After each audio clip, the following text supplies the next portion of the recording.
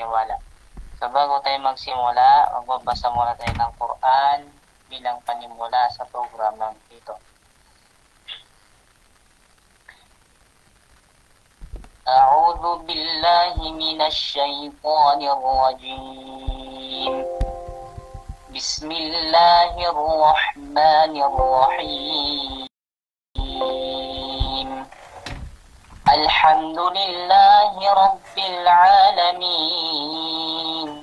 Ar-Rahmanir-Rahim. Maliki yawmiddin. Iyyaka na'budu wa iyyaka nasta'in. Ihdinas siratal mustaqim, siratal ladzina an'amta 'alaihim ghairil maghdubi 'alaihim waladdallin.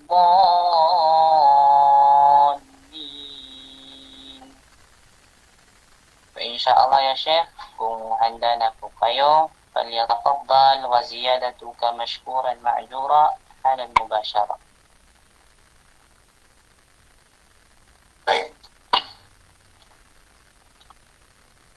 Bismillahirrahmanirrahim. Alhamdulillahi rabbil alamin. Wal 'aqibatu lil muttaqin wa la 'udwana illa 'alal zalimin. أشهد أن لا إله إلا الله وحده لا شريك له وأشهد أن محمدا عبده ورسوله صلى الله عليه وعلى آله وصحبه ومن تبعهم بإحسان إلى يوم الدين. أما بعد, sa lahat ng mga nakikinig ng ating talakayan sa mga oras na ito, ay binabati ko kayong lahat ng pagbati ng relihiyong Islam, na kung saan ito rin ang pagbati ng mga tao mamaya doon sa paraiso ng Allah subhanahu wa ta'ala. Naway mapabilang tayo sa kanila. Assalamu alaikum wa rahmatullahi wa barakatuh. Mga kapatid, mga magulang sa pananampalatayang Islam, ang ating pong topiko sa mga oras na ito patungkol sa tinatawag na al-inhirafu anil aqidati sahiha, or itong tinatawag na pagkaligaw o pagkalihis mula sa aqida o doktrina o paniniwala na tama pagdating dito sa relihiyong Islam. So ito po yung topic na tatalakayan natin sa mga oras na ito. Idafatan, dagdag doon, ay atin po itong tawag nito, atin pong dagdagan ito kagaya ng kanyang mga asar o mga epekto nito. Ano yung mga epekto rin ng tinatawag na akida o doktrina, paniniwala na hindi tama, at paano natin mapoprotektahan, subulul wikaya, sabi pa nga nila, mga dahilan rin kung paano natin mapoprotektahan ang ating mga sarili mula sa pagkaligaw. So, al-aqidatu sahiha hiya asasu kulli amalin yaqum bihi al-muslim wa shartun fi qabulihi wa hiya rakizatu ad-din allati yaqumu alaiha.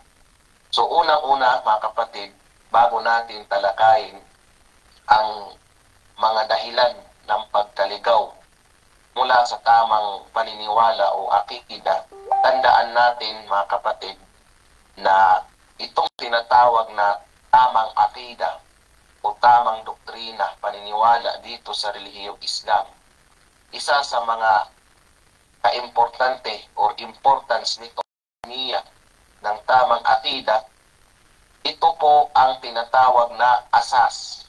Ibig sabihin ng asas, yung pundasyon. Yung pundasyon ng lahat ng ating mga gawain ginagawa. Lalo't lalo na yung mga pagsamba natin. Ito po ang ating pundasyon. Kasi kapag tayo ay gumagawa ng pagsamba kay Allah subhanahu wa ta'ala o anumang mga pag-ibada, pagsamba sa Kanya, para tayong gumagawa ng isang bahay. Ang bahay ay nangangailangan yan ng matibay na pundasyon upang makatayo yan ng mabuti. At sa gayon, upang kung ano man yung mga sakuna, mga kalamidad na darating, mga lindol, mga bagyo, ay hindi ito masisira. Ang nasisira lamang na bahay, yung bahay na wala siyang, hindi mabuti yung kanyang pundasyon at hindi matibay ang pundasyon na kinatayuan niya. Ganyan na rin yung pagsama natin sa Allah subhanahu wa ta'ala. Ito po yung pundasyon ng ating mga gawain.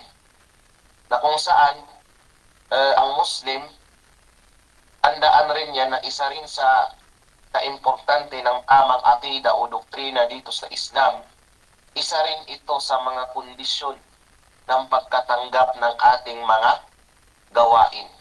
Ibig sabihin, kung ang ating gawain o kung tayo ay wala tayo sa tamang paniniwala o tamang akida, dalawa lamang po yung patutunguhan ng ating mga pagsamba kay Allah subhanahu wa ta'ala.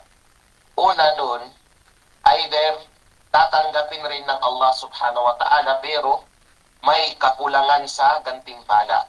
May ganyan. Dahil sa yung akida o dalang-dala ng paniniwala o doktrina ng isang tao ay hindi tama, pwedeng mangyari na yung kanyang gantimpala na makukuha ay hindi kumpleto, hindi malaki, hindi marami. Tayo, kapag nagsasala tayo, nag-aaral tayo ng Quran, nakikinig tayo ng mga ganitong mga usapan o ano pang mga ibada, yung gusto nating marating, yung pinakakumpletong gantimpala. Once ang tao ay wala sa tarang akida, isa sa posibleng hahantungan ng kanyang mga pag-aibada, una, kung tatanggapin man ito ni Allah, ngunit hindi kumpleto ang kanyang gantimpala. At pangalawa, ang mas malala pa doon, ay hindi ito tatanggapin ng Allah subhanahu wa ta'ala, at lalo na kung ang Muslim ay nagtataglay siya ng akida, paniniwala o doktrina na kung saan ito po ay nakakapawalang bisa ng kanyang gawain o lalo na ng kanyang pagka-Muslim, iyadin billah. So isa ito sa mga introduction lang po. Kasi kung pag-uusapan natin yung halaga, yung ano yung mga dahilan ng pagkaligaw mula sa tamang akida, so parang hindi mabigat yung usapan natin. Kailangan kahit kakaunti, malaman rin natin ano pala yung kahalagahan ng tamang akida. So ang tamang akida, mga kapatid, maulit natin na ito po ang pundasyon ng ating mga gawain. At pundasyon rin po ito ng pagkatanggap ng ating mga ibada sa Allah subhanahu wa ta'ala. Na pag once yung akidang taglay natin ay hindi wasto at hindi tama, apektado o nasa critical na kalagayan yung mga ilang taon nating pinaghirapan na pagsamba kay Allah subhanahu wa ta'ala. So mga kapatid, sa pananampalatayang Islam, ngayon ay papasok tayo sa ano ang mga dahilan ng pagkaligaw mula sa tamang akida, at dalangin natin sa Allah subhanahu wa ta'ala na ipalayo nawa niya tayo sa bagay na ito at ipanatili ni Allah subhanahu wa ta'ala sa atin ang tamang iman, ang tama at wastong pananampalataya sa Kanya na Allah subhanahu wa ta'ala hanggang sa tayo ay umuwi sa Kanya. So mga kapatid, sa pananampalatayang Islam, unang-una na dahilan na bakit ang tao ay naliligaw, nawawala sa tamang akida, napapadpad siya sa maling paniniwala patungkol dito sa relihiyong Islam, kasi itong akida, actually, malaking usapan ito. Ang akida kasi, isa yang malaking libro. Ihalintulad na lamang natin na itong tinatawag na akida ay parang isang malaking libro. Alam natin na ang libro, ang libro mga kapatid, sa loob ng libro, may mga chapters. Then, sa ang mga chapters, may mga lessons, di ba? Alam ko na nakakabasa na kayo ng mga libro at nakikita niyo yan. Ang akida ay pwede rin natin maihalintulad pa sa isang malaking libro. Na ang akida ay marami siyang chapter. Sa loob ng libro na yan, maraming chapter ang nakalagay.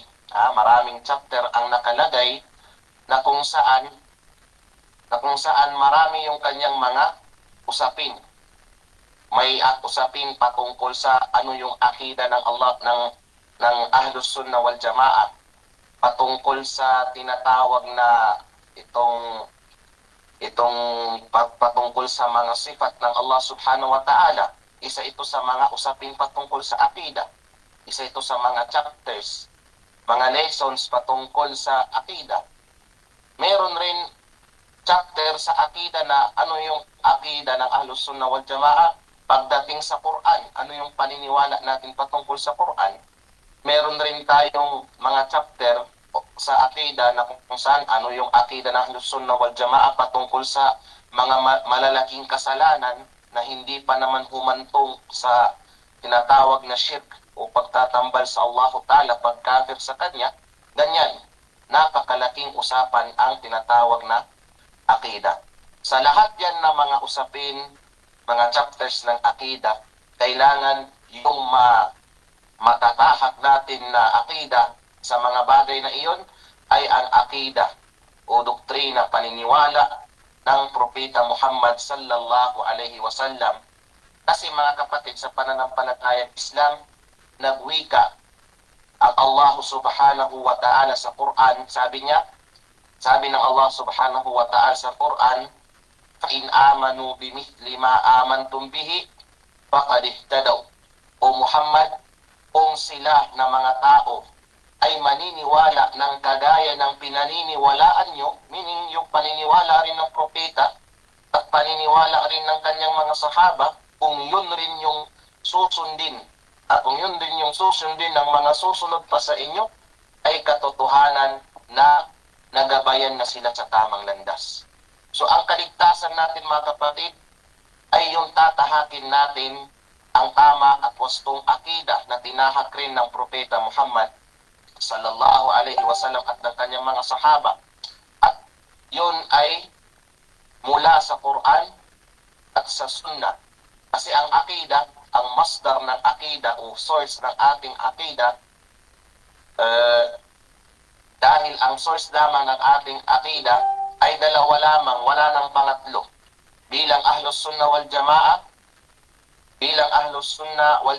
ay wala na tayong ibang source ng ating akida kundi ang Quran lamang at ang Sunnah, mga hadith na sahih, mga authentic, legit mula sa Propeta Muhammad sallallahu alaihi wasallam. Yun lamang po. Yun lamang. Hindi tayo kagaya ng ibang mga sikta na isa rin sa kanilang source ng akida yung kanilang mga utak, yung tinatawag na al-aql, yung utak. Ibig sabihin, ginagawa nila na kung ano man yung pagkaintindi ng mga utak nila sa Quran at sa Hadith, yun yung susundin nila. So hindi po ito wasto, hindi po ito tama.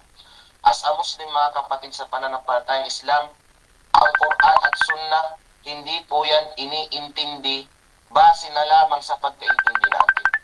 May pattern yan, sabi pa nga nila, may pattern yan pagdating sa pag-intindi. Walang mga tao na mas nakakaintindi sa ano yung pinupunto ng Quran at ng Sunnah na susobra pa sa pagkaintindi ng mga salafus salih, ng mga sahaba, ng Propeta Muhammad sallallahu alaihi wasallam. Sila ang mas nakakaintindi Sila yung mas nakakaintindi. Ano ang ibig sabihin ng aya na ito, ng sura na ito? Ano ang ibig sabihin ng tinatawag na ng hadith na ito? Anong punto na ito? Kasi ang Quran, alam natin, ay bumababa sa Propeta Muhammad sallallahu alaihi wasallam habang kasama niya ang kanyang mga sahaba. So, nasaksihan ng mga sahaba ano yung mga kaganapan sa panahong iyon. Sila yung mas nakakaalam. At lalo na sa hadith, ang hadith mismo ay kinuha nila direktahan sa Propeta Muhammad sallallahu alaihi wasallam. So kailangan yung Quran at hadith, intindihin natin ito kagaya ng pagkaintindi ng mga sahaba ng Propeta Muhammad sallallahu alaihi wasallam, kasi sila po ang mas nakakaintindi ng Quran ng Allah subhanahu wa ta'ala at ng sunnah, mga hadith ng Propeta Muhammad sallallahu alaihi wasallam. At kapag tayo ay tatahak ng iba pa doon, ay talagang maliligaw tayo sa wasto at tamang akida.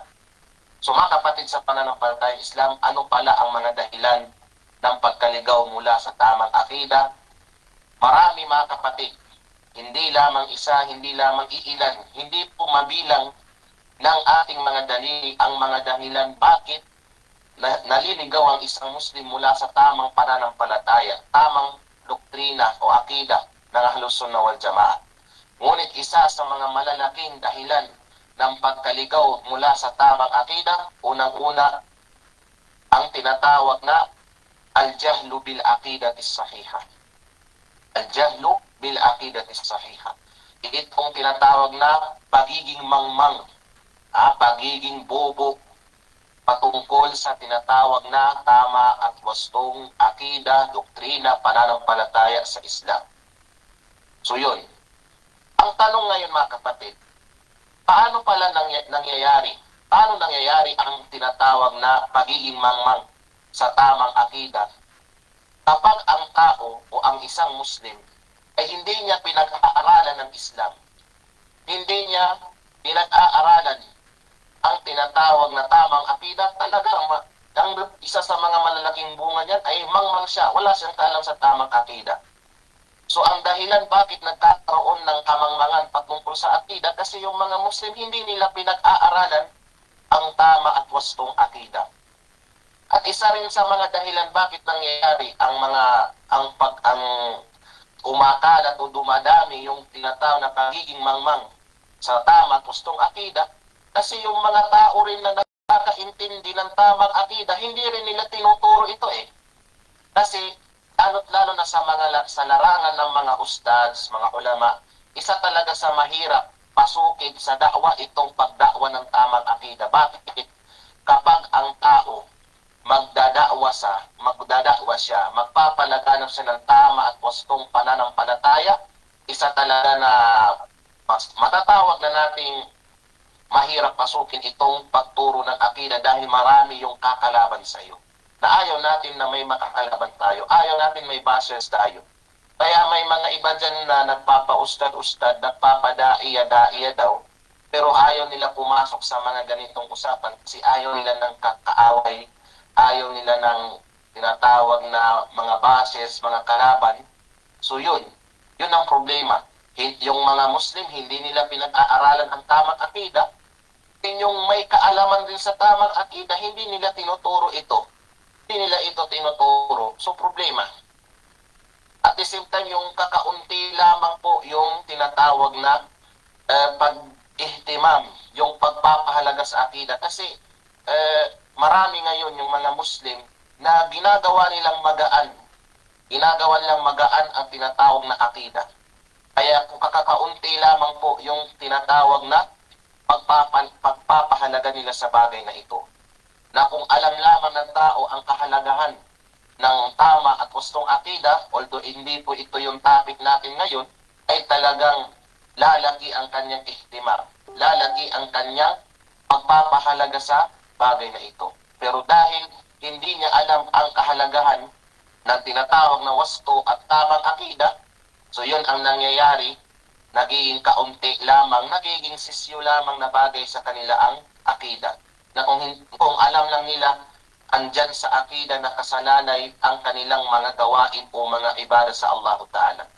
So anong bunga nito mga kapatid? Mangyayari o posible na mangyayari na may henerasyon ng mga Muslim o may mga bagong henerasyon ng mga Muslim na magsusulputan na wala silang kaalam-alam patungkol sa wastong akida. At the same time, hindi nga nila alam kung ano yung tamang akida, at lalo na hindi nila alam ano pala yung mga maling akida, mga maling paniniwala. kailangan sa isang Muslim, kung alam niya yung tama, kailangan alam rin niya kung ano yung tinatawag na mali. Malaman niya yung katotohanan upang yun yung kanyang sundin, at malaman rin niya ang kamalian o yung mali upang ito ay kanyang maiwasan. So yun. Kaya sabi ni Umar ibn al-Khattab radiyallahu ta'ala anhu, si Umar ibn al-Khattab ay nagwika, "Innama tunqadu ural islami urwatan urwa, idha nasha'a fil islami man la ya'riful jahiliyah." Ibig sabihin, sabi ni Umar ibn al-Khattab, katotohanan. Katotohanan ay masisira ang lakas ng Islam. Ibig sabihin, hihina ang Islam. Urwatan urwa, ng padahan-dahan, one by one. Ano yun at kailan yun mangyayari? Idha nasha'a fil islami man la ya'riful jahiliyah. Kapag may mga taong lalaki sila sa Islam, pero hindi nila kilala kung ano yung tinatawag na al-jahiliyah. Ano yung al-jahiliyah? Al-jahiliyah, mga kapatid, sa pananampalatayang Islam, kadalasan na definisyon ng ating mga ulama dito ay yung mga gawain, mga paniniwala na ginagawa noong wala pa ang Islam. Ibig sabihin yung mga maling pamamaraan, mga maling practices, mga maling doktrina at paniniwala. Kapag ang tao wala siyang kaalam sa mga bagay na ito, talaga hihina ang lakas ng Islam. Hihina ang Islam. Magiging mahina ang mga kamusliman kapag ang mga tao ay wala silang kaalam-alam patungkol sa ano yung mga ipinagbabawal ni Allah. Hindi lamang sapat sa atin, mga kapatid, na malaman natin ano yung tamang akida upang ito ay ating tahakin. Kailangan rin malaman natin anong pala yung mga mali, hindi wastong paniniwala, nang sa gayon ay atin itong maiwasan. So yan ang isa sa mga dahilan ng pagkaligaw sa tinatawag na tamang akida o wastong doktrina sa Islam, ang tinatawag na kamangmangan. Kamangmangan sa tinatawag na tama at wastong akida o doktrina dito sa Islam. Pangalawa, mga kapatid, pangalawang dahilan ng pagkaligaw mula sa tama at wastong akida at taassubu lima alayhi al-aba wal ajdad. Yung pagiging panatiko natin. Ano yung pagiging panatiko? Yung susundin natin, gagawin pa rin natin kung ano yung mga nakasanayan ng ating mga magulang at ng mga nakakatanda. Isa ito na problema rin ng kamusliman, hindi lang dyan sa atin, hindi lamang dyan sa atin, mga kapatid, yan na problema. Kahit saan ka na parte ng mundo, as long as may Muslim pa dyan, isa sa mga malalaking problema itong tinatawag na pagsunod sa mga nakakatanda, sa mga matatanda at sa mga magulang. Meaning, ano yung nakagisnan ng mga tao, mga bagay na nakagisnan na natin mula sa ating mga ninuno. Kung ito ay hindi pa naman labag sa Islam, na walang problema nito. Pero yung mga nakasanayan, nakagawian ng ating mga ninuno, ng ating mga magulang noon, at napakalinaw at alam na natin na ito ay taliwas sa Islam, pero gagawin pa rin natin na hindi na ito tama, na marami ito sa atin. Lalo na pag mga kasalan, example, may mga kasalan nangyayari, isa sa nangyayari, may mga kulintang. Di nawawala yung kulintang, lalo na pag tawag nito, yung may mga kasalan, may mga okasyon, di nawawala si kulintang kasi sabi niya, ito daw yung ada, ito daw yung nakagisnan, ito daw po yung tradisyon. Wala naman po sanang problema ng tradisyon kung hindi pa naman ito taliwas sa Islam. So isa yan sa mga dahilan bakit naliligaw ang tao sa tama at wastong akida kahit pa na ipahayag na ito sa kanila kung ano ang tamang akida, ano ang maling akida. Ngunit, mga kapatid, sa pananampalatayang Islam, dahil mas pinipili nila ang nakasanayan o yung tradisyon ng kanilang mga ninuno, kahit hindi na ito wasto sa Islam, ay ginagawa at sinusunod pa rin nila. Kaya ano sinabi ng Allah subhanahu wa ta'ala? Wa idha qila lahum ittabi'u ma anzalallah qalu bal nattabi'u ma alfayna alayhi aba'ana awalaw kana aba'uhum la yaqiluna shay'an ولا يهتدون. Sabi ng Allah subhanahu wa ta'ala, at kapag sabihan mo sila o Muhammad, pagsabihan mo sila na sundin ninyo kung ano man yung ipinababa ng Allah subhanahu wa ta'ala. Ibig sabihin, yung sundin ninyo ang propeta Muhammad, sundin nyo yung Quran, sundin nyo yung Islam. Ano yung sasabihin ng mga tao? Isa sa mga ginagawa nilang dahilan sa hindi pagsunod sa Islam, sabi nila, bal nattabi'u ma alfayna alayhi aba'ana. Bakos ang susundin namin ay kung ano yung nakagisnan namin, ano yung nakita namin sa aming mga ninuno, mga magulang namin. Ibig sabihin, isa sa mga dahilan bakit yung mga non-Muslim, yung mga musyrik, sa time ng Propeta Muhammad sallallahu alaihi wasallam, hindi nila niyakap ang Islam dahil isa sa ginawa nilang dahilan, yung kanilang mga ninuno, yung kanilang mga magulang. Sabi nila, ito na yung namatahan namin sa kanila. Na sumasamba kami sa mga ribulto, sumasamba kami sa maraming Panginoon. At ito yung para sa amin, ito yung katotohanan kasi ito yung na ginagawa ng mga magulang namin eh. Yun. Instead of following kung ano yung turo ng propeta, ng Quran at ng Sunnah, at ng relihiyong Islam at ng tama at wastong akida, ay mas pinipili pa rin nila kung ano yung gawain ng kanilang mga magulang kahit hindi na ito wasto at alinsunod sa patakaran ng Islam. At kapatid sa pananampalataya, another na naman na dahilan bakit naliligaw ang tao mula sa tama at wastong akida, isa na doon mga kapatid, at-taqlidul a'ma. At-taqlid al-a'ma. Anong tinatawag ng at-taqlidul a'ma? Ito yung tinatawag ng blind following. Blind following. Yung susunod ka sa isang tao or maniniwala ka sa isang tao sa anuman yung pinagsasabi niya. Lalo't lalo na kung ang mga bagay na ito ay patungkol sa Islam. Lalo't lalo na kung ang bagay na ito ay patungkol na sa pag-ibada sa Allah Ta'ala at patungkol na sa akida, tamang paniniwala sa Islam. Susunod ka na lang ng susunod nang hindi mo aalamin ano yung mga dalil niya. Ano yung mga dalil niya? Kaya isa sa mga hate, isa sa mga hindi gusto ng mga sira yung akida, may tanong na ayaw talaga nila marinig. Yung tanungin mo sila, ano yung dalil niyan? Example, magsabi ka ngayon, ang sabi kasi ng mga Asy'ariyah, yung mga Asy'ariyah, ano yung sabi nila? Si Allah ay wala sa kalangitan. Wala sa ibabaw ng kalangitan, wala siya sa ibabaw ng kanyang trono. Ang sabi nila, ang Allah subhanahu wa ta'ala daw ay existing, andyan yung Allah, pero wala siyang lugar.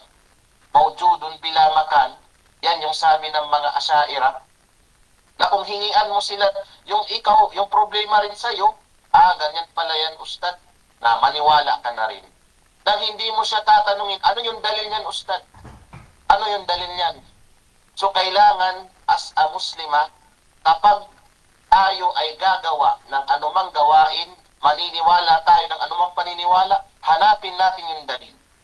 Example, may nagtuturo sa atin dyan, lalo na dyan sa Pilipinas. Bago tayo mag-invite ng mga ustads, mga ulama daw na mag-khutbah, magmuhadara sa atin, siguruhin muna natin na wasto yung akida niyan. Siguruhin natin na wasto at tama yung kanyang akida. Kailangan kung ano man yung pinagsasabi niya, ay may ipipresenta siyang dalil. At the same time, hindi lamang na may dalil siya na maipipresenta, kailangan wasto at tama ito. Kasi kagaya yan ng mangyayari ngayon sa may nangyari doon sa Davao, hindi ko lang i-mention sa ang parte sa Davao, nag-khutbah siya ng Jum'ah. Yung topic niya is about sa tinatana, yung ano yung tama, yung sino yung kaganali? Ang kaganali sa Canada Kwan. Sino yung Lim. Ako po. Ano yung Tagalog ng yung masingit? Masingit?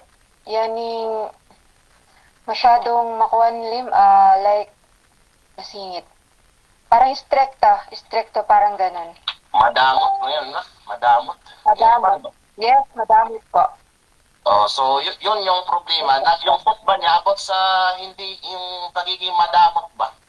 yung hindi pagbibigay, hindi pagsadaka. Then, nung nagdalil na siya, yung ginawa na niyang dalil, yung suratul Masad. Tabbat yada abi lahabi wa tab.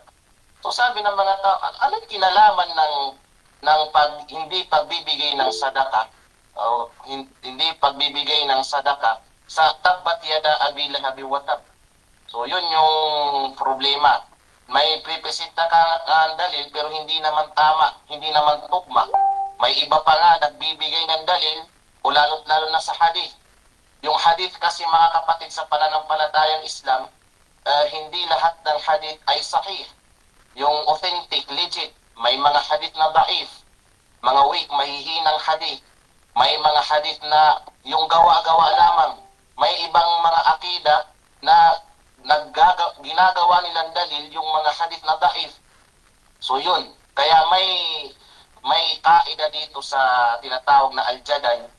May subject kami na al-jadal, itong tinatawag na discussion o yung pagdidebate. Isa sa mga kawaid, isa sa mga principles ng pagdidebate, in kunta naqilan fasihha. Wa in kunta muddaiyan faddalil. Ibig sabihin kung ikaw ay nagpe-presenta ngayon ng dalil, siguruhin mo na tama yung dalil mo. At kung ikaw ay nagki-claim ng isang bagay, kailangan may dalil ka. May dalil ka nga, pero ang tanong ngayon, tugma ba yung dinadalil mo sa ginagawa mo ngayong argumento? Example, nagpresenta ka ngayon ng hadith bilang dalil mo. Ang tanong niya, hadith na yan, sahih ba yan? Or hadithun hasan, at least na lang? Or baka daif yan? Kailangan fasihha.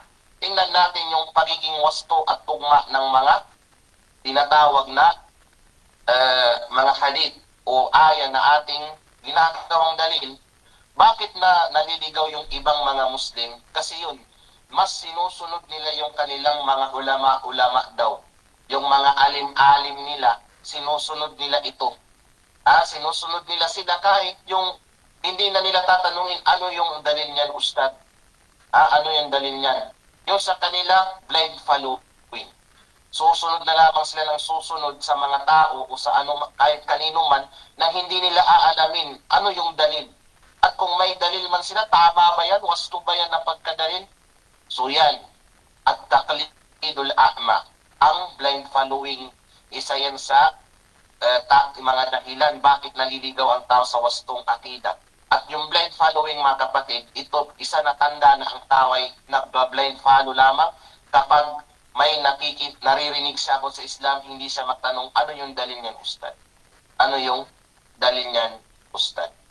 Wala namang problema. Example, di alam ni Ustad yung dalil, din magsabi siya, sige, hanapin ko muna, then ibigay ko sa iyo. Okay, ang ganun. Pero yung tanungin mo, tapos wala talaga siyang maisabi, kahit ganun na lamang, so problema yun, mga kapatid, sa pananampalatayang Islam. So mga kapatid sa pananampalatayang Islam, isa pa sa mga dahilan bakit naliligaw ang isang tao mula sa tama at wastong akida, al-guluwu fil awliya'i was salihin. Ang pagiging extreme natin sa mga santo at sa mga mabubuting tao. Extreme tayo pagdating sa pakikitungo natin sa mga santo. Ano itong mga santo? Actually, ang santo, base sa translation, itong tinatawag na al-awliya. Actually, itong al-awliya, mga kaibigan ng Allah subhanahu wa ta'ala. Sino pala ang mga kaibigan ng Allah ta'ala? Sabi ni Shaykhul Islam Ibn Taymiyyah rahimahullah, kullu mu'minin taqiyin fahuwa lillahi wali. Ibig sabihin, lahat ng taong mu'min, mananampalataya kay Allah ng wastong pananampalataya, at taong may takot, natakot sa Allah Ta'ala, ay sila lahat ay kaibigan ng Allah Subhanahu wa Ta'ala. Ibig sabihin, inshallah, lahat tayo ay kaibigan ng Allah Ta'ala dahil tayo ay nananampalataya tayo sa Kanya at natatakot tayo sa Kanya. Kullu mu'minin waliyin o kullu mu'minin taqiyin fahuwa lillahi wali. Yan yung sabi ni Shaykhul Islam Ibn Taymiyyah rahimahullah. Pero mga kapatid sa pananampalatayang Islam, isa pa rin sa mga dahilan o sa mga example ng mga taong awliya, mga kaibigan ng Allah, ang mga propeta. Isa sa mga malalaking awliya, ang mga propeta, ang mga malaika, ang mga sahaba, ang mga ulama, ang mga salaf, etc. May mga tao kasi na extreme sila pagdating sa mga bagay na ito. At lalo't lalo na dun sa mga taong mga mabubuting tao na nag-iibada sa Allah subhanahu wa ta'ala, extreme sila pagdating sa kanila. Kung saan ipinapataas nila ang mga taong ito sa level na hindi na nila level yun. Kagaya ng Propeta Muhammad sallallahu alaihi wasallam, bigyan mo kayo ng halimbawa. May mga Muslim ngayon, nag-claim na Muslim sila, na ang Propeta Muhammad sallallahu alaihi wasallam ay inaangat nila, ipinapataas nila siya sa level na hindi na level niya. Kaya nga sa panahon ng Propeta Muhammad sallallahu alaihi wasallam, may tao na nagpuri sa kanya. Pinuri niya ang Propeta Muhammad sallallahu alaihi wasallam, ngunit ang kanyang pagpuri ay over na, sobra na. Kaya sabi pa niya,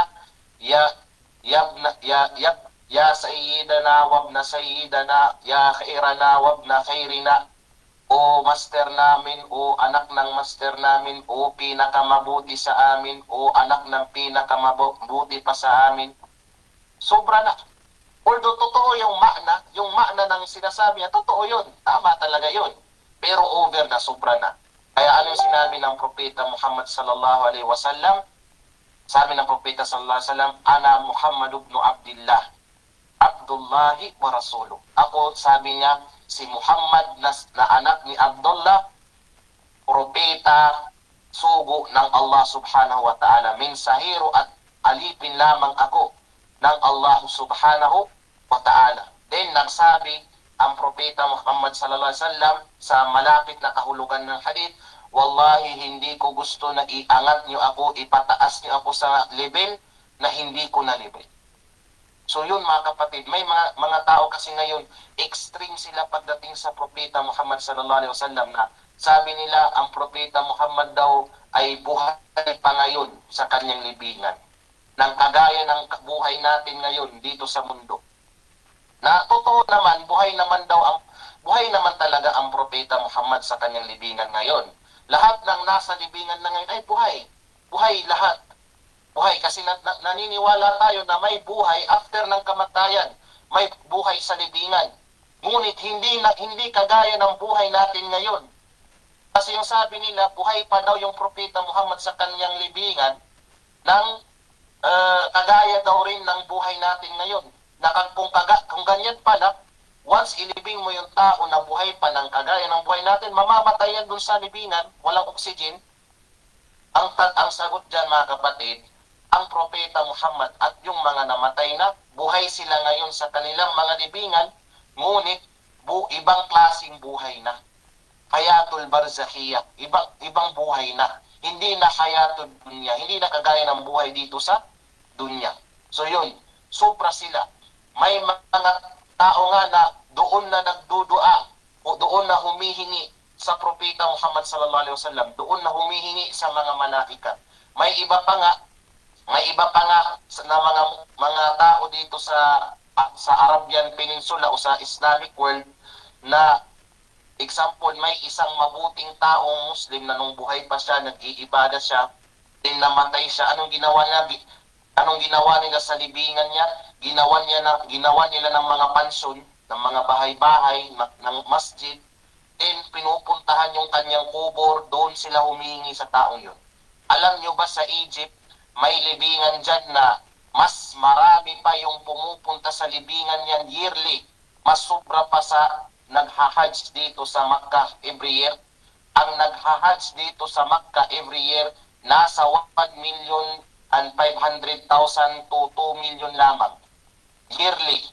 Pero sa libingan iyon ay umaabot na 3 million to 5 million every year ang pumupunta.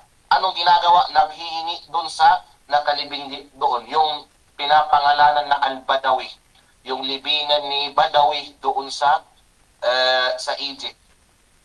3 million to 5 million pumupunta doon yearly. Mas marami pa kaysa sa pumupunta every year mag-hajj dito sa Makkah. So yun. Kaya tingnan nyo ano yung nangyari sa time na, alam na, yung naaalala nyo pa ba yung story ni Nabi Nuh alayhi salam? Kailan pala nagsimula yung kauna-unahang shirk sa history ng katauhan? Sige, sino daw yung makasagot?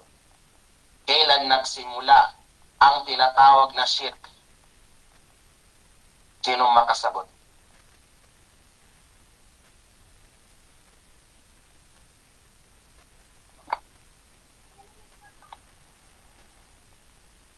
Ha? Walang kakaalam? Walang nakakaalam. Dad, Ano yun? Meron, Chef. Salam. Si Muhayna po. Sige po, yaw ka na. Ano yung kwan sagot doon?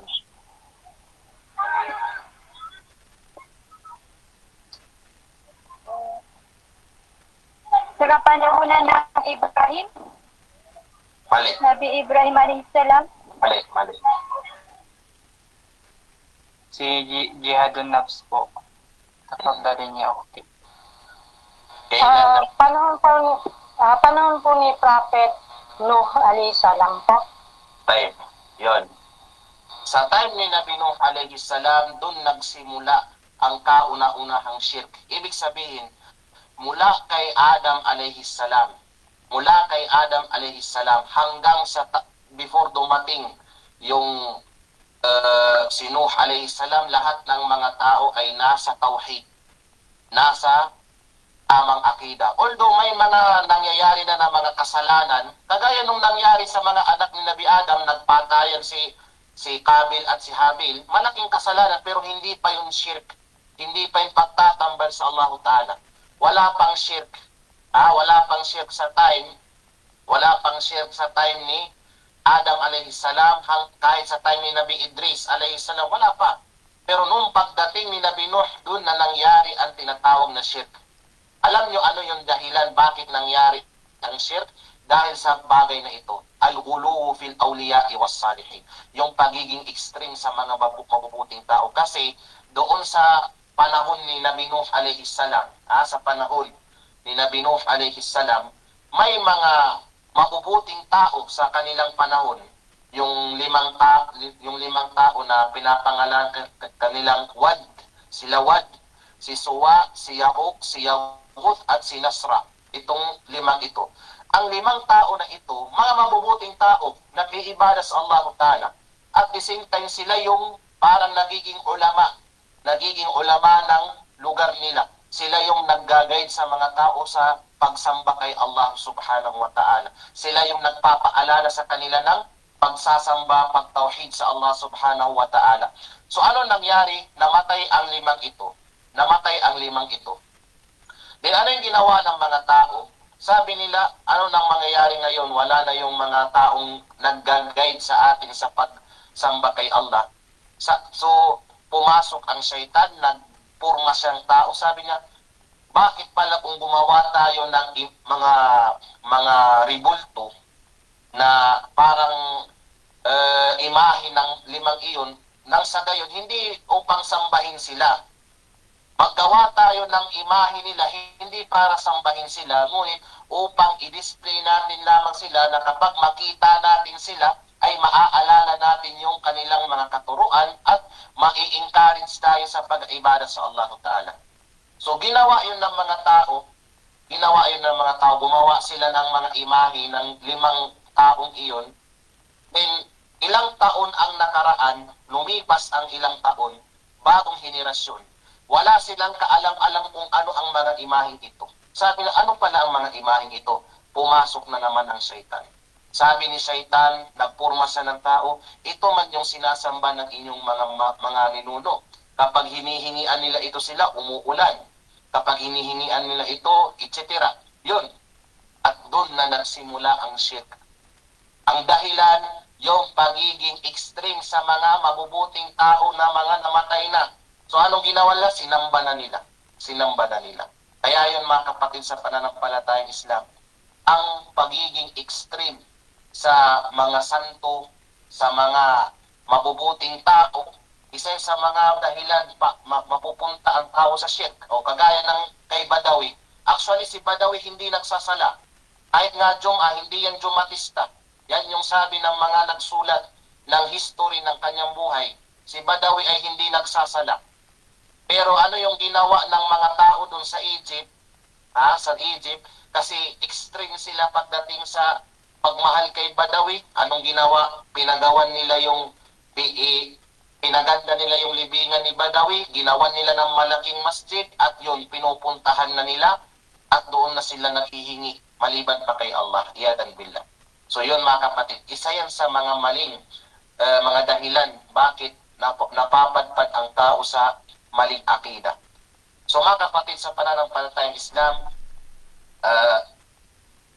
isa rin sa mga dahilan bakit naliligaw ang tao mula sa tamang landas, ghiyabut tawjihis salim. Yung kawalan ng tamang gabay.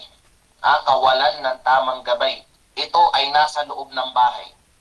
Nasa loob ito ng bahay, pamilya, kung sino man yung may mga asawa na dito, may mga anak na dito, bantayan ninyo ang inyong pamilya. Kasi pwedeng maligaw sa tamang akida ang inyong pamilya dahil lamang sa nangyayari sa loob ng inyong bahay. Ghiyabut tawjih as-salim. Yung walang guidance, walang proper guidance, walang wastong pag-guide. Yung husband, hindi niya ginagaidan yung kanyang asawa patungo sa tamang mga gawain, patungo sa tamang mga ibada, patungo sa tamang paniniwala. Yung mga magulang, pinapabayaan lamang yung mga anak, hindi pinapaalalahanan, hindi dinidisiplina ng pagdisiplina ng Islam, at dahil doon naliligaw sila.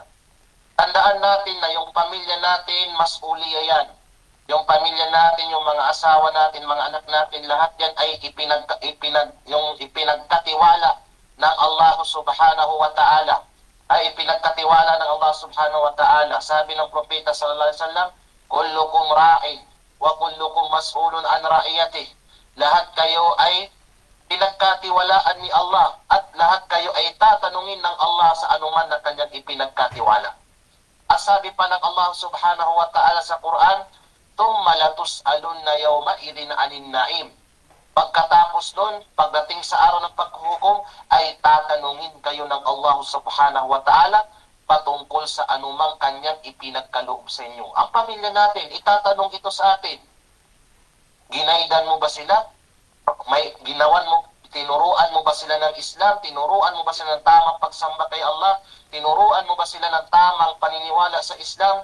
Inilayo mo ba sila sa ipinagbabawal ng Allah? So yun, kailangan hindi mawala sa atin ang proper guidance. At hindi magkakaroon hindi natin kaya guidan ang ating pamilya sa tamang guidance kung wala tayong kaalaman sa Islam. Kaya mag-aral rin tayo upang magabayan, alam natin kung hanggang saan natin igagabay ang ating pamilya. At panghuli na panghuli na dahilan na masishare ko, panghuling dahilan bakit naliligaw ang tao mula sa wastong akida, fasadu ba'dil manahijid ta'limiyah. Yung pagiging kurap ng iilan sa mga kurikulum na ginagamit sa pagtuturo. Ito ay patungkol ito sa mga madrasa, mga eskwelahan. About ito sa mga madrasa at eskwelahan. Madrasa, mga eskwelahan. May mga tao kasi, may mga kurikulum kasi, or may mga eskwelahan ngayon, or mga madrasa, na gumagamit sila, tumatahak sila sa isang kurikulum na yun yung tinuturo sa mga bata. Ang problema ay kurap ito. Anong ibig sabihin ng kurap na kurikulum? Yung kurikulum na malayo sa katuruan ng Islam. Yung kurikulum, kahit nasa madrasa, yung sa English, parang masabi na natin, kwan na yan, ustad. Ang sa pagpahalata na yan. Kahit sa madrasa, may mga madrasa ngayon, nag-a-adapt sila ng kurikulum na ginagamit nila panturo sa mga bata sa kanilang mga madrasa, ngunit yun ay hindi wasto, hindi naaayon sa Quran, hindi naaayon sa sunnat ng Propeta sallallahu alaihi wasallam, hindi naaayon sa pamamaraan ng mga salaf.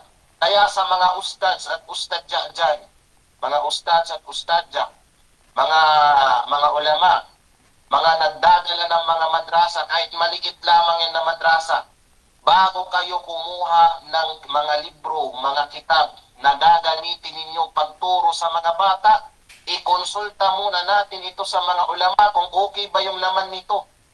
Wasto ba yung mga katuruan na nasa loob nito? Kasi baka mamaya dyan, may libro dyan na nakasulat dyan na Allahu fi kulli makan. May libro ganyan. Alam nyo ba dito sa Madina, may nakita akong libro sa mga library na yung librong iyon, pang-elementary. Pero nakasulat doon, Allahu fi kulli makan. Si Allah ay nasa lahat ng lugar. Kahit saan daw yung Allah. Na yun ay ginagamit sa pagtuturo sa mga madrasa. Na yun, mga kapatid, isa sa mga dahilan na naliligaw yung mga kabataan sa tamang akida, paniniwala. Sa tao nito, tamang paniniwala. May mga kurikulum ngayon pero hindi na sinasalihan ng usapin patungkol sa jihad. Nilalayo nila sa usaping jihad. Hindi na nila tinuturo ano yung jihad.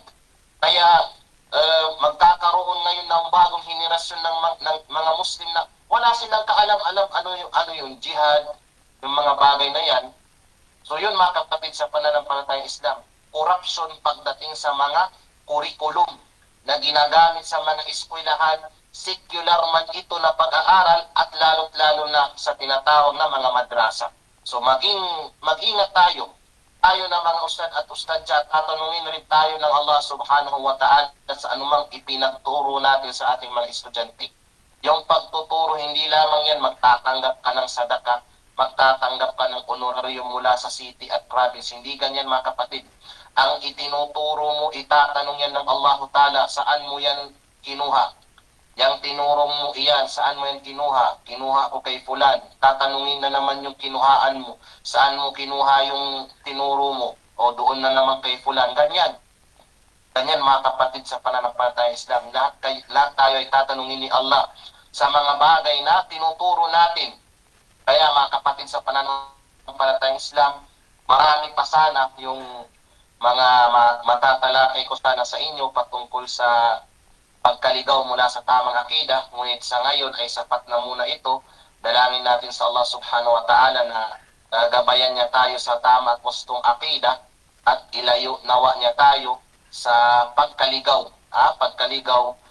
mula sa wasto at tamang akida. So, mga kapatid, sa pananampalatayang Islam, may 5 minutes na lang po before mag 1 hour. So, madaliin na lamang natin ito. So, ano ngayon ang mga athar?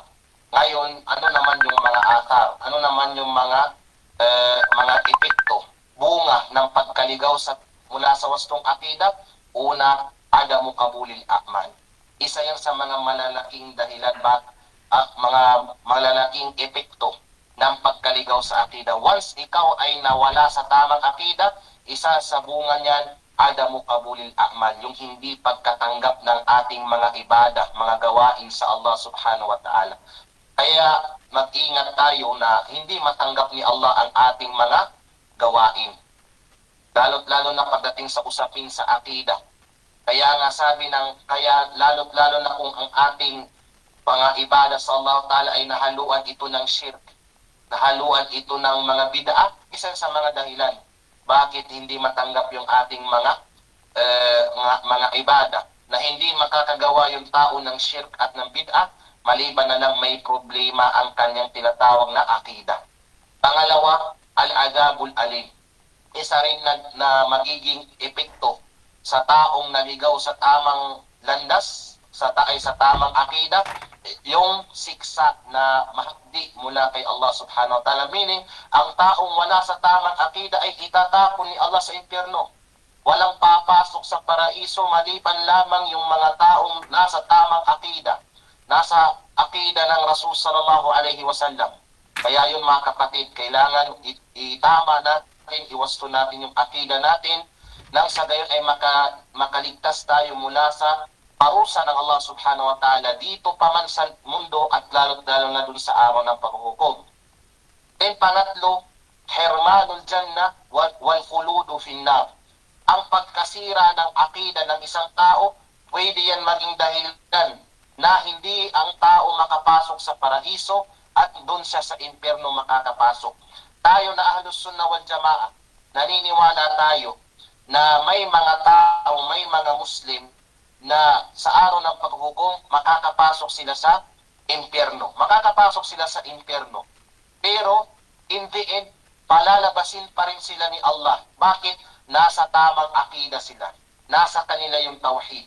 Wala sa kanila yung shirk. Wala sa kanila yung kufur. Makakalabas pa rin sila sa impyerno at papapasukin pa rin sila ni Allah sa paraiso. Pero dadaan sila ng parusa kasi baka may mga kasalanan silang nagawa na yung mga kasalanan na hindi pa naman umabot sa shirk at kufur, na hindi nila napagtaubatan dun sa dunya. So paparusahan muna sila ni Allah base sa bigat at laki ng kasalanan nila, pero in the end ay makakaparaiso pa rin sila kasi nasa tamang akida sila. Pero yung mga taong wala sa tamang akida, lalo na kung yung akida nila ay kufur at shirk na sa Allah Ta'ala, isa yan sa magiging dahilan na haram na sa'yo forever ang paraiso. At magiging forever ka na sa impyerno. May mga taong titira sa impyerno for the meantime. May mga tao rin, mas marami yung mga taong titira sa impyerno ng forever. At isa yan sa pwedeng maging epekto ng pagkasira ng akida, lalo na kung yung akidang dala-dala mo ay may shirk na sa Allah Ta'ala at pagkufur sa Allah Subhanahu wa Ta'ala. Kaya may sinabi si Imam Ibn Qayyim rahimahullah, sabi niya, Sahibus Sunnah o Ahlus Sunnah, quburuhum rawdatun min riyadil jannah. O fusaqu Ahlus Sunnah, quburuhum rawdatun min riyadil jannah. Liannahu idha qa'adat bihim a'maluhum, qamat bihim aqaidahum. Sabi ni Ibn Qayyim rahimahullah, yung mga Ahlus Sunnah, yung mga Ahlus Sunnah na yung mga makasalanang Ahlus Sunnah, yung nasa tamang akida nga pero may mga kasalanan silang ginagawa. Anong sinabi ni Ibn Qayyim? Ang kanilang libingan ay magiging garden mula sa mga garden ng paraiso. Bakit mga kapatid?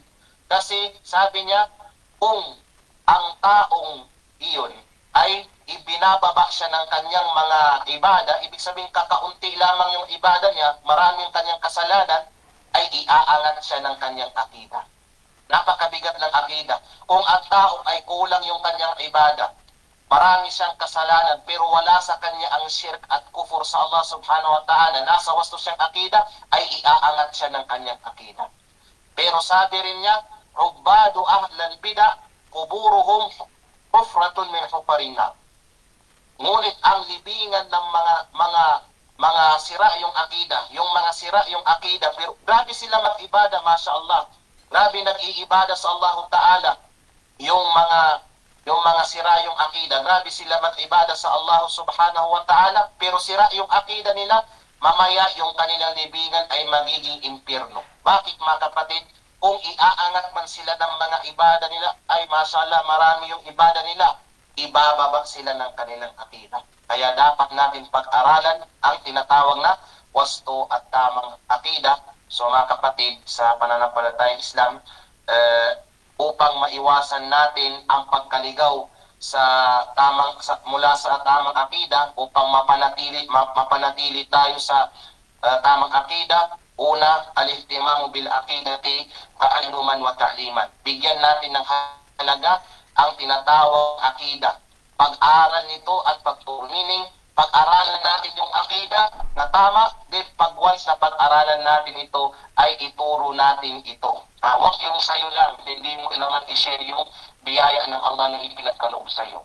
Pangalawa, ma'rifatul aqaidil batila wal hadaru minha. Kailangan malaman natin ano pala yung mga sirang doktrina, yung mga false, mga sirang doktrina at akida, at upang makaiwas tayo sa mga bagay na yun at mababalaan natin yung iba pang mga Muslim mula sa mga sirang akida na iyon. At yun mga kapatid, sa pananampalatayang Islam lamang ang aking may babanggit sa oras na ito. So hanggang dito na lamang po at pasensya na sa pagpapataas ng ating lecture. So, may kwan pa ba ito? May open forum pa ba o wala na? Miss جزاك الله خير يا شيخ الله يحفظك Tumatanggap po kayo ng katanungan, Sheikh? Pwede. Sige po, Sheikh Hana. Sino po sa atin yung may mga katanungan, mga minamahal kong kapatid sa pananampalataya? Pwede po kayo magtanong, magtaas lang po ng kamay, virtual hand. Sheikh, may tanong po si Ukti